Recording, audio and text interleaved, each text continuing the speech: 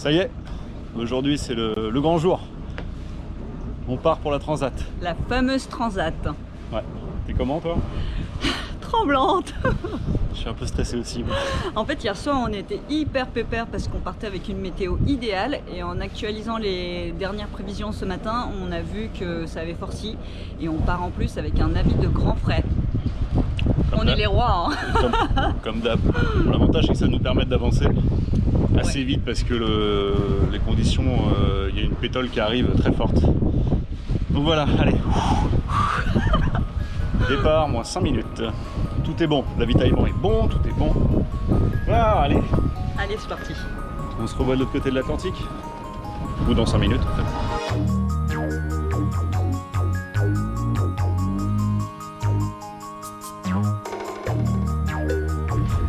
Allez, c'est parti. C'est parti. Papa, maman.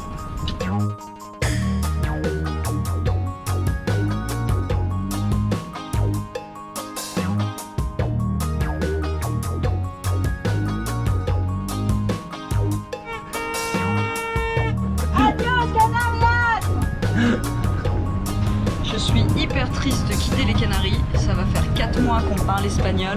Toi, t'en as rien à faire, hein, vu que tu parlais jamais. Non, moi je suis content parce que j'ai envie de parler créole. Je veux du soleil chaud. Je veux me baigner. Moi. Ça y est, on passe vraiment le port là. C'est officiellement le début de l'aventure.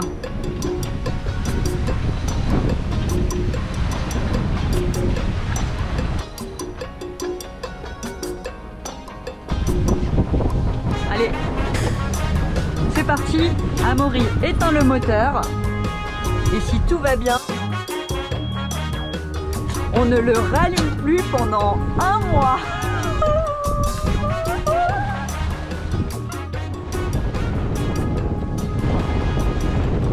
On a pris 2 riz dans le génois pour commencer. Donc on y va mollo et on fait quand même du 7 nœuds. C'est pas mal. 7 nœuds, ouais, 6 nœuds et demi, 7 nœuds, c'est pas mal.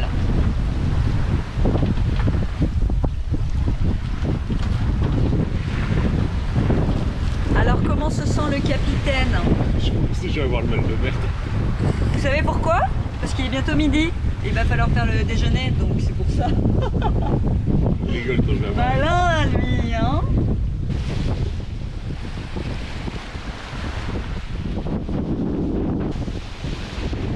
Comment bien commencer sa transat?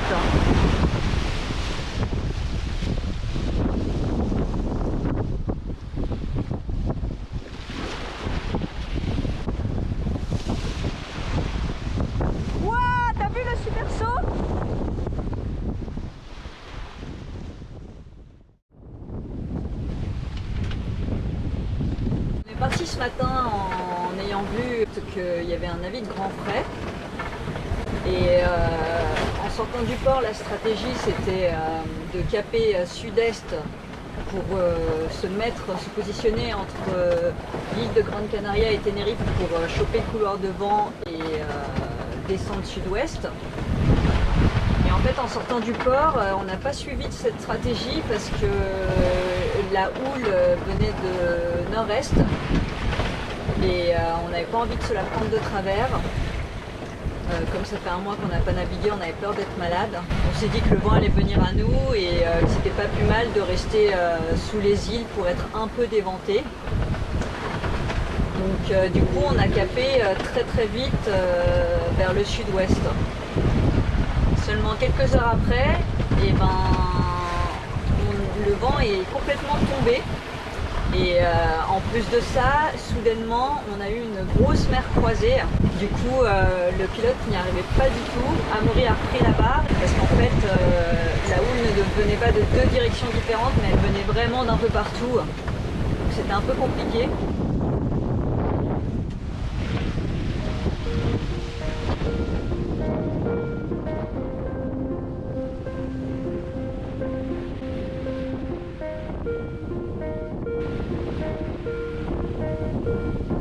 Premier coucher de soleil de la transatlantique. Oh, là, dur à dire. Premier coucher de soleil sur la transatlantique. Premier coucher de soleil de la transatlantique, c'est dur.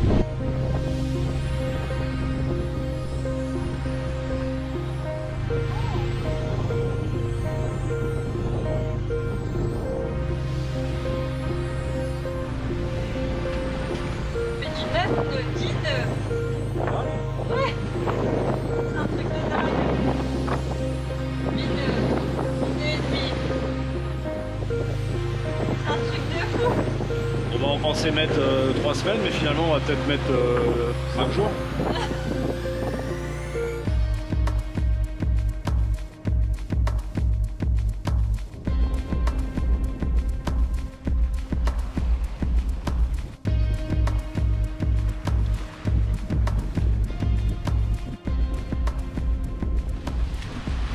Bon, j'ai pas vu le soleil se lever parce que c'est assez nuageux et j'espère que ça va se dégager parce qu'on a besoin de recharger nos batteries. Bilan de cette première nuit de transat très agitée. On a vraiment l'impression de faire de labourer un champ. C'est des houles croisées, on fait du bateau cross. Voilà. Et très fraîche. Qu'est-ce qui fait froid, mon Dieu. Pourtant on est couvert, hein. Super couvert. Vivement les Antilles. Et comme il se sentait vraiment pas au top, j'ai pris le premier quart de 21h minuit. Quand Amaury est parti se coucher, il y avait toujours une belle mer croisée, mais au moins il y avait du vent. Donc il y avait 15-20 nœuds avec des rafales à 28-30 nœuds, ce qui était très bien, ça avançait bien. Et puis petit à petit, le vent est tombé. Et là, c'était un peu problématique dans la mesure où j'arrivais pas à garder le génois gonflé. À un moment donné, j'ai eu un peu peur. J'entendais vraiment un bruit étrange. Donc je fais le tour du bateau et en arrivant à l'avant, je manque de me prendre un truc dans la tronche. Et en fait, c'était l'été largable. Ça secouait tellement que la manille qui retient l'été largable a sauté. Donc j'ai réattaché tout ça, j'ai tout bloqué avec une garcette pour éviter que la petite manille ressaute. Donc Amaury a pris le second quart. J'essaie de prendre les vagues au mieux, quitte à perdre un peu de cap pour que Corinne puisse se reposer parce qu'elle était très courageuse depuis le début là. Elle a assuré son quart, elle m'a fait à bouffer. Enfin, on a fait beaucoup, donc moi ça va un petit peu mieux. Puis moi mon quart de 4h30, 7h30, celui que je suis en train de terminer là, j'essaye de partir plus à l'ouest parce que peut-être qu'on est déventé par l'île d'Aliero, mais bon on est quand même à 50 000 de l'île, donc je trouve ça quand même incroyable. Les vagues viennent de côté, de travers et de 3/4 arrière. Donc ça secoue encore pas mal. J'espère que les 3 semaines ne vont pas être comme ça, sinon ça va être un peu longuet.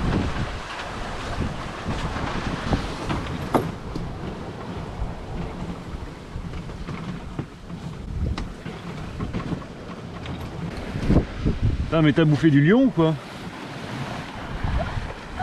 Non, mais j'arrive, la voile est déroulée, les panneaux solaires sont prêts à prendre le soleil.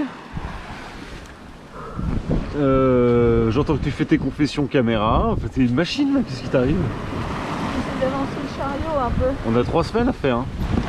Ouais mais regarde la voile. Ouais.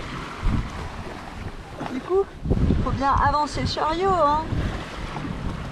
Je pense que théoriquement c'est ça. J'ai juste un doute, mais on va faire les tests.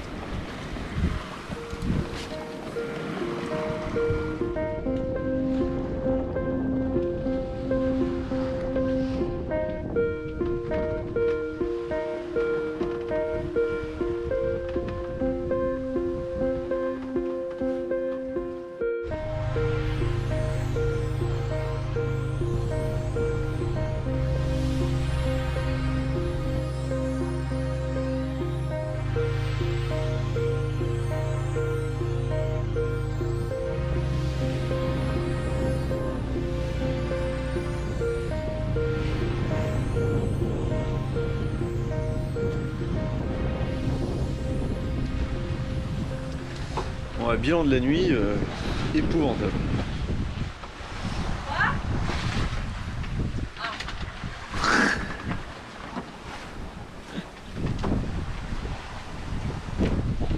C'est ma chipette. Et heureusement qu'elle est là parce que sinon je serais foutu. Bon, un bilan de la nuit assez épouvantable. On a eu un petit peu de vent, donc ça allait. On avançait, mais la houle est toujours très croisée, c'est éprouvant. Ensuite, Corinne a dû se prendre, quand elle a pris son quart, s'est pris un genre de grain blanc ou autre. C'est-à-dire que le vent est monté, bon c'est très doux, mais le vent est monté.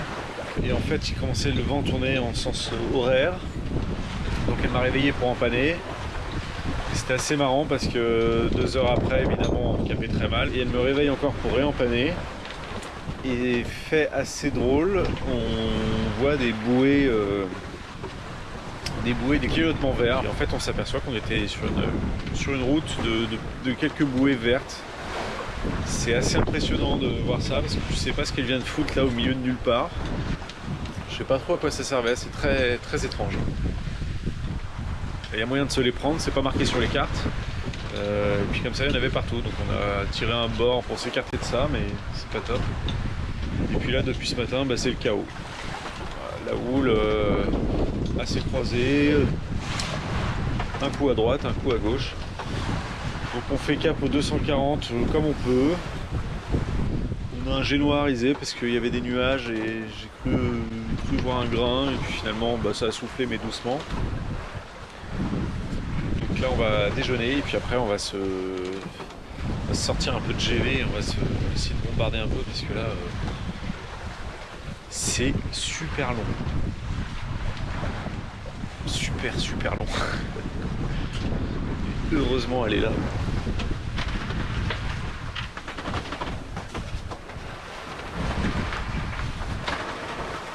Moi j'arrive pas à dormir.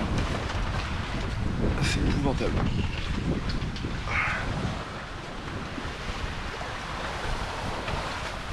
Ça va le lion? C'est son nouveau surnom de Transat. Une machine de guerre. Je l'appelle le lion. Elle arrête pas. Là, je commence à y aller mollo. Elle commence à y aller mollo. Bon, c'est bien, on en est au 3e jour. Il en reste plus que 25. C'est cool.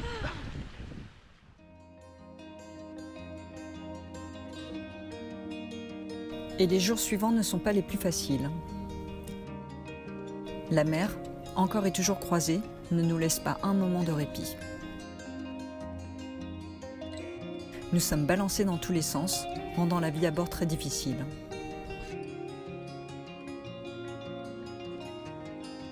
Quant au vent, instable et faible, il nous oblige à manœuvrer souvent, notamment pour éviter que le génois ne batte trop violemment. Phénomène étrange, nous remarquons à plusieurs reprises le même schéma, c'est-à-dire que soudainement, le vent forcit, puis tourne, avant de retomber. Le vent est parfois tellement faible que nous sommes obligés de tout affaler et de guetter le moindre souffle en nous laissant dériver. Les quarts sont chamboulés et les nuits nous épuisent.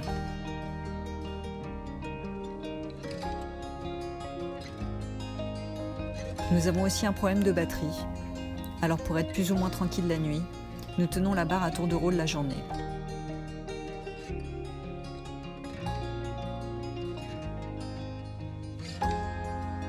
Il y a des jours merveilleusement avec, et puis des jours sans. Heureusement que nous restons soudés, que nous alternons nos ras-le-bol, et surtout qu'il y en a toujours un pour faire rire l'autre.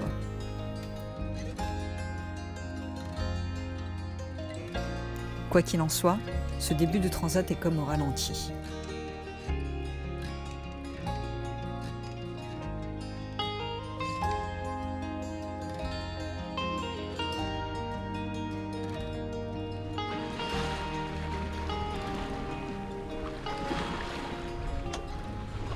Hier, on a fait du travers, on a fait du 80-87 bâbord à mur. Et en fait, on a fait du travers toute la nuit. On a dû redémarrer le moteur dans la nuit parce que la tension de nos batteries était très basse et on ne pensait pas tenir toute la nuit, à moins de cramer nos batteries. Donc on a fait 2h30 de moteur. Et c'était dommage parce qu'on avançait bien. La nuit a été douce, le vent était stable, donc là, des nuits comme ça remonte le moral. Le ciel était magnifiquement étoilé. Hier, on a aussi atteint la latitude des 20 degrés nord. C'est une très bonne nouvelle parce qu'on avait lu dans les Jimmy Cornell que les alizés étaient stables à partir de cette latitude. Donc on est très heureux. On prend le temps d'apprécier d'être au milieu de rien. Cette impression d'être seul au monde, c'est vraiment étrange mais vraiment chouette. Il est midi, à midi qu'est-ce qu'on fait? Le point odomètre pour savoir combien on a parcouru de 1000 en 24 heures. Ah mais comme t'es nul en maths, on va encore savoir le résultat demain, non? Il est parti chercher une calculette parce qu'ils disent que je suis pété en maths, mais c'est pas vrai. Fait 2410 moins 2291. J'ai trouvé 119. 121. Oh merde, c'est pas bon. 119. Ah bah voilà, je suis pas pété en maths. Ça fait 2 ou 3 jours qu'on ne dépasse pas les 120 000 par jour, donc ça nous fait pas une belle moyenne. Les 100 000.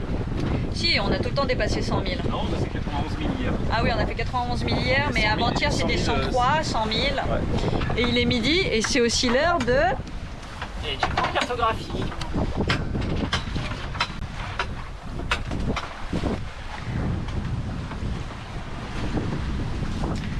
Le point cartographie. En fait, c'est tous les jours vers midi. Non, à midi. Ouais, midi 12, alors t'es à la bourre. On met un point sur notre position. Comme ça, si tout tombe en panne, on sait à peu près où on est. Et puis en fait, on fait aussi ça depuis le début du voyage. On trace notre route.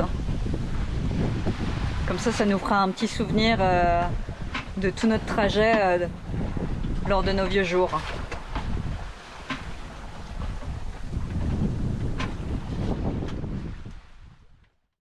Qu'est-ce qu'il y a? On a vraiment pas de chance. Non, c'est hyper orange. Ça fait 2 pétales qu'on se tape. Ouais. On a un peu l'impression d'être au mouillage. Sans encre et au milieu de nulle part. Le temps s'arrête. Alors comme ça peut paraître marrant et sympa parce que le temps peut s'arrêter, on n'est pas trop mal. Le seul truc c'est que là on a de la chance parce qu'il n'y a pas de houle. Mais alors dès que la houle va se lever, ça va être une punition.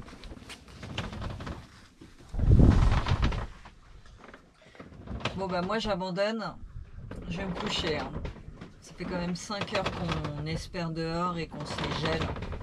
J'ai plus d'espoir. Vaut mieux se reposer. On savait qu'on était arrivé dans un anticyclone là.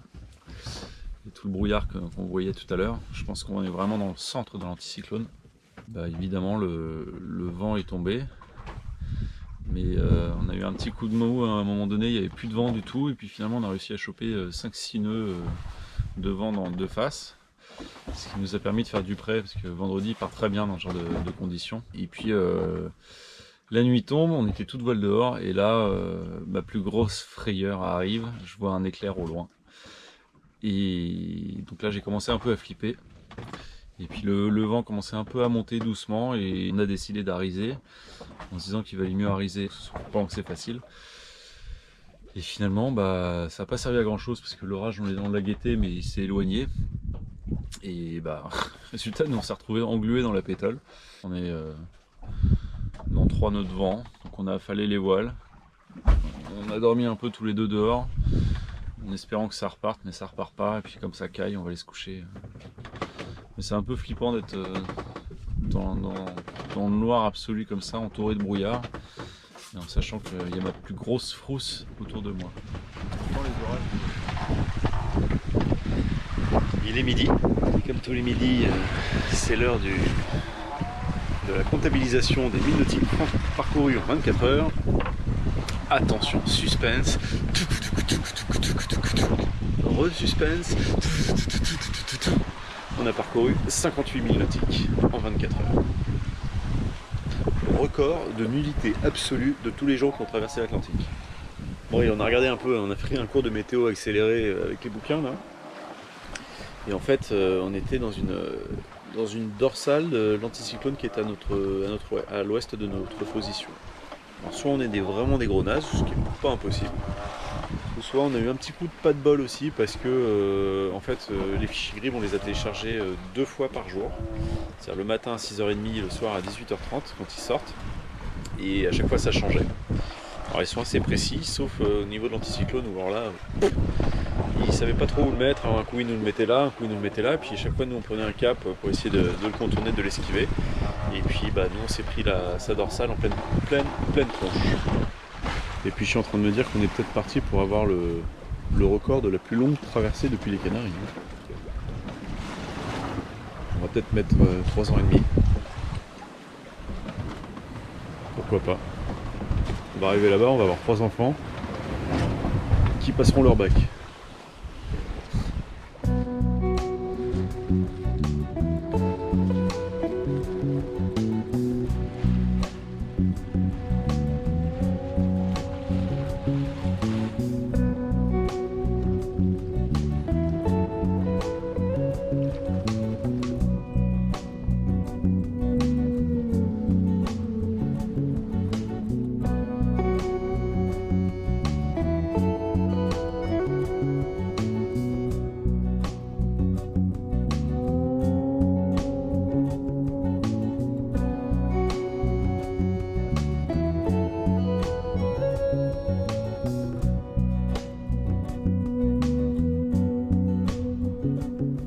Et voilà, même au ralenti, nous trouvons le moyen d'avoir beaucoup de choses à vous dire.